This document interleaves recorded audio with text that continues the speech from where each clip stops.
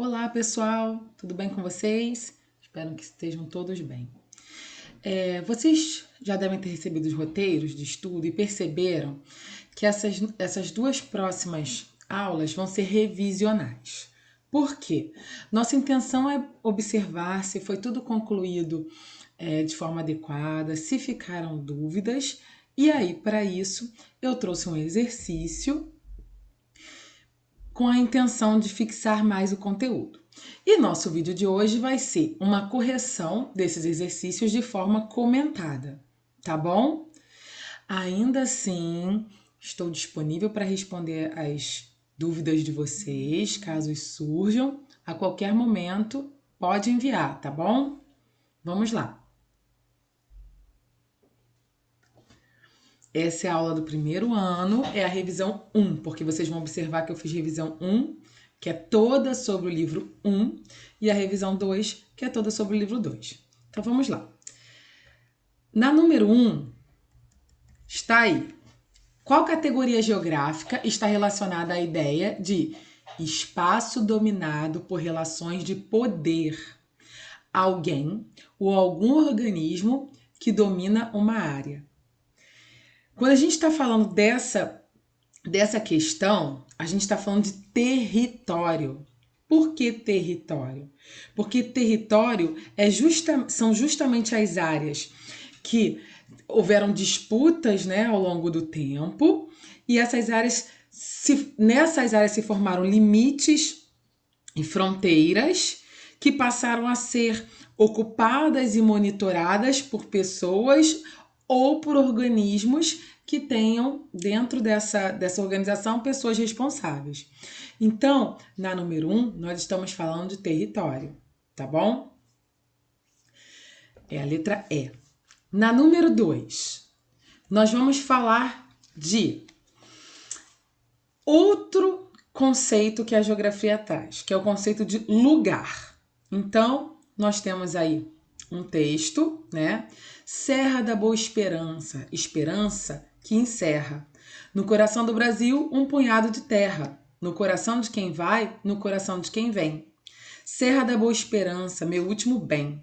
Parto levando saudades, saudades deixando, murchas, caídas na serra, lá perto de Deus.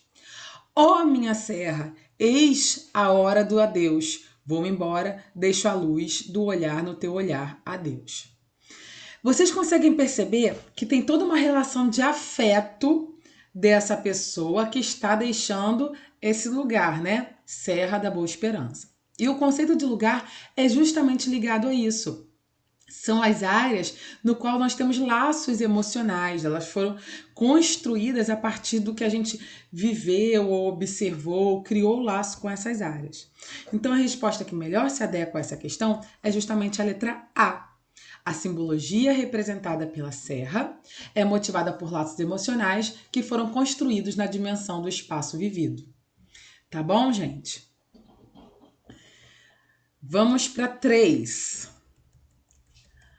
Agora a gente vai falar um pouco sobre movimentos da Terra, tá? Lembrando que eu tentei tirar questões referentes a cada conteúdo que a gente estudou, tá bom? O eixo de inclinação e o movimento de translação do planeta Terra são responsáveis. Galera, movimento de translação. Essa questão é muito, muito, muito fácil, tá? Olha aí. É o movimento de translação que define cálculos de fuso horário? Não. É a duração de um dia? Não. Convecção do manto? Isso são fatores internos da Terra, sequer tem a ver com esses movimentos. Determina o meridiano central? Também não. Porque meridiano central é justamente também foi determinado pelo movimento de rotação. Então, por eliminação, letra E, pelas diferentes estações do ano, tá bom? Muito tranquila essa questão. Na 4. Durante a trajetória da Terra em torno do Sol, só há 2 ocasiões em que os 2 hemisférios são igualmente iluminados pela energia solar. A gente conversou sobre isso na sala. Quando a gente tem justamente a primavera e o outono, e sempre na entrada dessas duas estações do ano, é quando o eixo de inclinação da Terra está permitindo que o Sol chegue diretamente na linha do Equador. Então, a gente teria a mesma divisão em relação à luminosidade. Os dias e as noites têm a mesma duração. E isso acontece nos equinócios, tá bom? Nos solstícios seria a entrada do verão ou do inverno, depende do hemisfério. Afélio é quando a Terra está passando bem mais distante, né? Mais distante do Sol. Perifério é quando ela está passando bem próximo, tá? E veranico é quando está aumentando a temperatura, quando está começando a esquentar, né? Mais próximo da próxima estação do ano. No caso do outono, está começando a esquentar, está indo para o verão. No caso do inverno, está começando a esquentar, está indo para a primavera, tá bom? Então, essa é a resposta correta. Ela é a letra A, equinócio. Na 5, considere as afirmativas abaixo sobre o sistema de posicionamento e navegação global mais conhecido pela sigla em inglês GPS. Galera, agora eu já estou falando de coordenadas geográficas, né, para introduzir o assunto de cartografia. Então, 1. O sistema é composto por 3 segmentos: espacial, os satélites em torno da Terra; controle terrestre, estações de monitoramento e recepção na superfície; e os usuários, através de aparelhos receptores exclusivos ou incorporados a outros. Perfeito. É uma afirmativa correta. Na 2, o desenvolvimento do sistema de telefonia móvel celular foi o grande impulsionador da criação do GPS. Pelo contrário, né, gente? O GPS ele já existia e ele foi criado para fins militares lá na década de 60, tá? Então, essa é falsa. E os satélites de GPS possuem órbita fixa e a disposição permite ao aparelho, na mão do usuário, captar informações. Pelo menos 4 deles permitem, assim, o cálculo das coordenadas geográficas. É justamente assim que funcionam os cálculos, tá bom? Então, a opção certa era a opção C, que fala que a 1 e a 3 são verdadeiras. Na 6, observe o mapa abaixo. Nós temos um mapinha aí, né, de coordenadas geográficas. A ideia era essa, questão facílima também, e vamos fazer por eliminação. O ponto C está no hemisfério ocidental. Gente, era só observar ali. Está no hemisfério oriental, então ela é falsa. Na B, os pontos C e E têm aproximadamente a mesma distância longitudinal do meridiano de Greenwich. Se você for observar o ponto C e o ponto E, bem essa questão mesmo, é essa a opção certa. Mas vamos ver as outras. O ponto B está no paralelo 0. Não está no paralelo 0, tá? Está no meridiano. Na D, o ponto A está com a maior latitude que o ponto B. Galera, o ponto A está mais próximo da linha do Equador, então ele é menor a latitude. E na E, o ponto E está com a menor longitude que o ponto A. Você vai observar lá o ponto E, tá bom? E o ponto A, vocês vão observar que ele está na maior longitude. Então, a resposta certa era a letra D, tá bom? Facílima também. Na 7, com o objetivo de representar o mais próximo possível do real espaço, deixa eu ler aqui no meu, o espaço geográfico, os cientistas usavam projeções cartográficas. As mais utilizadas são as de Mercator e a de Petris, representadas pelas figuras a seguir. Rapidinho falando um pouquinho dessas projeções. Mercator, projeção cilíndrica, tá bom? Conforme, ou seja, mantém as formas, a direção e os ângulos, tá? Mas distorce os tamanhos. Era uma visão, ainda, né? Eurocêntrica, ou seja, que posiciona a Europa num destaque, tá?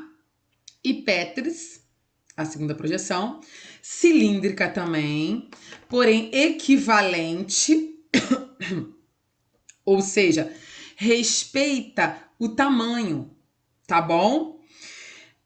Os paralelos eles vão diminuindo, né? Conforme se distancia da linha do Equador em relação aos polos. Não mantém as formas, nem a direção, nem os ângulos, mas preserva o tamanho. Beleza? Então vamos às opções. A projeção de Petris no espaçamento entre os paralelos aumenta da linha do Equador para os polos. A gente já observou isso, tá? Enquanto o espaçamento entre os meridianos diminui a partir do meridiano central. Não tem essa disposição em relação aos meridianos, então não é essa. Pelo contrário, a projeção de Mercator, letra B, o espaçamento entre os paralelos diminui da linha do Equador para os polos. Galera, é visível aí, ele aumenta. Então já vou parar daí.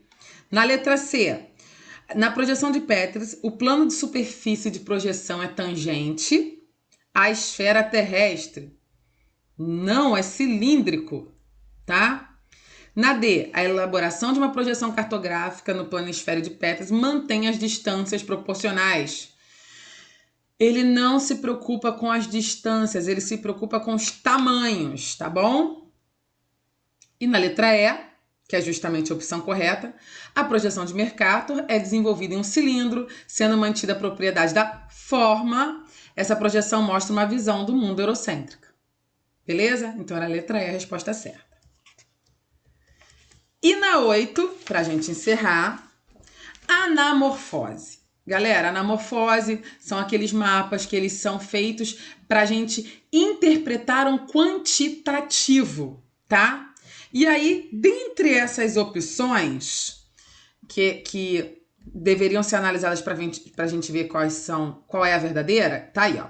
Os índices de mortalidade infantil. Aí a gente vai observar que os Estados Unidos, países da Europa, ficaram muito destacados em mortalidade infantil e os da África não. Então não pode ser essa.